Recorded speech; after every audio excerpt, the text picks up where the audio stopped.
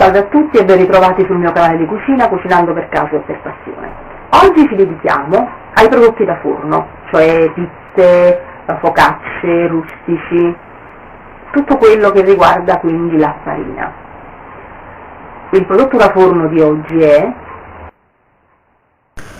rustici di pasta frolla dolce con ricotta e salame, ricetta napoletana.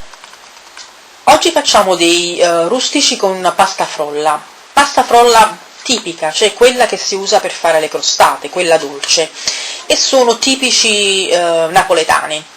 Sicuramente si faranno anche da altre parti, però il mio ricordo è Napoli. Sono dei rustici semplicissimi che si trovano in tutte le feste, in tutti i buffet, in tutte le cerimonie che si possono fare a Napoli e dintorni. Gli ingredienti sono pochissimi. Abbiamo pasta frolla, 250-300 grammi, poi controlleremo perché io non ho molti ingredienti come quantità, intendo.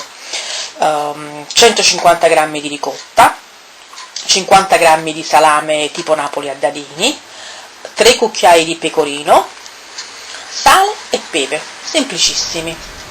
Per fare la nostra frolla ci serviranno 330 grammi di farina, poi abbiamo 2 torli, 130 grammi di burro, la buccia di mezzo limone grattugiata, 125 grammi di zucchero, sale e un po' di latte per spennellare i nostri rustici. Incominciamo con prendere il nostro burro e lo uniamo alla farina. Il nostro burro non deve essere assolutamente sciolto, lo facciamo a pezzetti piccoli, diciamo che è a una temperatura ambiente, quindi è stato lasciato per una mezz'oretta così all'aria praticamente, non in frigo, e facciamo una specie di sabbiatura, cioè facciamo una sabbiatura. Io sto facendo questo movimento, prendo il burro e lo stringo e lo sminuzzo nella farina. Facciamo in modo che tutto il nostro burro sia parte della farina. Vedete, questo è il burro, io lo prendo e lo faccio in questo modo insieme alla farina.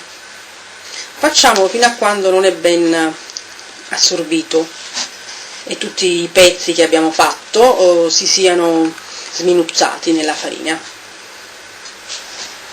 Noi stiamo facendo questo lavoro di sminuzzamento, di polverizzazione del burro, perché così la nostra maglia glutinica non si sviluppa, quindi diciamo che la nostra farina non tende a creare glutine e quindi a crescere, e questo è molto importante, perché la nostra pasta frolla deve rimanere comunque così come la mettiamo, non deve avere bolle, non deve avere niente. Ora aggiungiamo i nostri tuorli e poi incominciamo a lavorare. Incominciamo a incorporarli e mettiamo anche il nostro zucchero.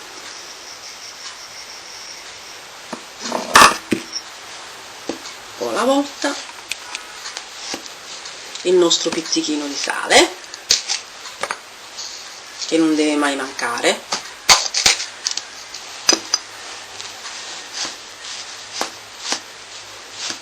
Poi una volta che abbiamo amalgamato tutto passeremo sulla spianatoia, e sapete, non bisogna lavorare molto la nostra pasta frolla. Adesso ci facciamo la nostra grattatina di limone che io ho lavato ovviamente. Ho lavorato la mia pasta frolla per facilitarci poi l'operazione dopo. Noi ce la schiacciamo un poco in modo che già ce l'abbiamo, diciamo, pronta. Poi vedete, l'ho avvolta in carta pellicola e adesso la metto così in frigorifero.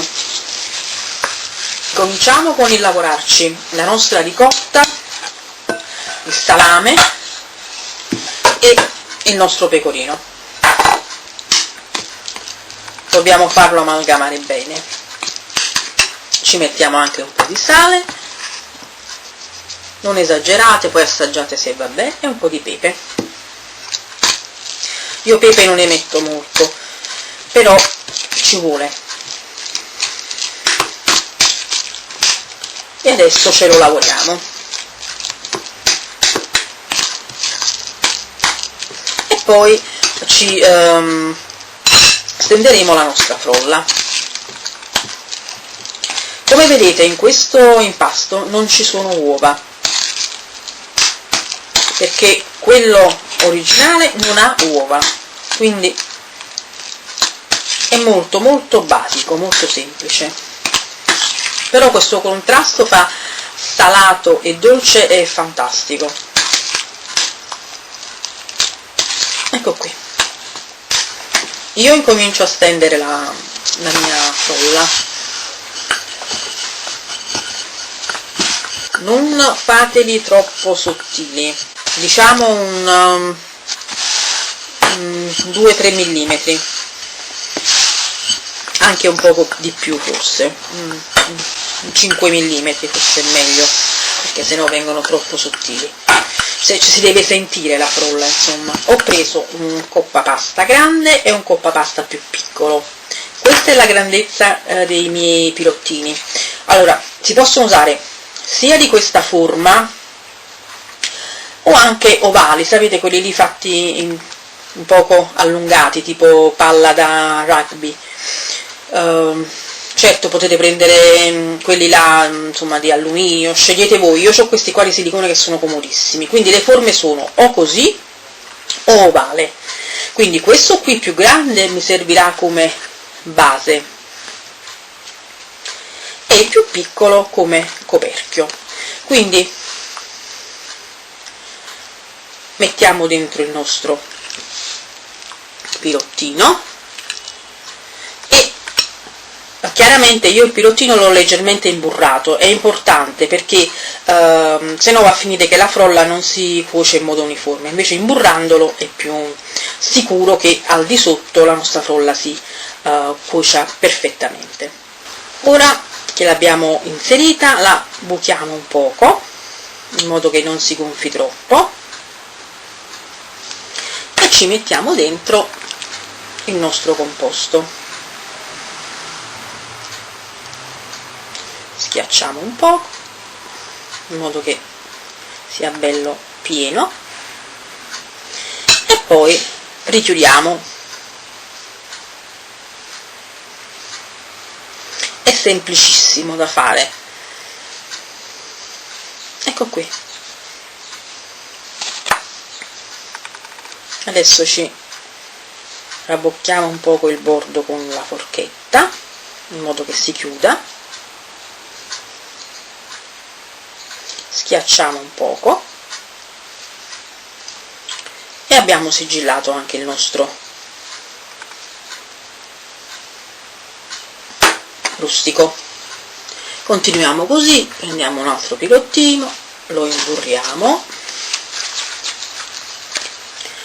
facciamo un cerchio più grande per fare la nostra base, ce lo mettiamo dentro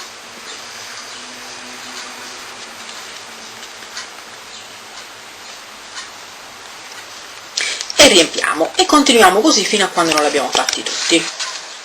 Ho messo i miei rusticini in una teglia da forno e adesso li spennello leggermente con un po' di latte in modo che sopra si facciano un poco più bruniti.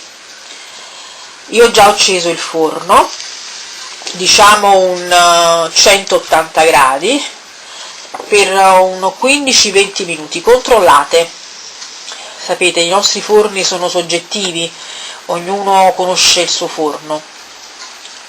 Comunque una ventina di minuti dovrebbe essere sufficiente, se no, questa è anche la comodità per esempio di questi stampini che si può controllare perché non si rompono se si staccano per vedere se sotto sono cotti. Ecco qui, e adesso inforniamo. Ecco i nostri rustici di pasta frolla, ricotta e salame, pronti per essere serviti. Buon appetito a tutti!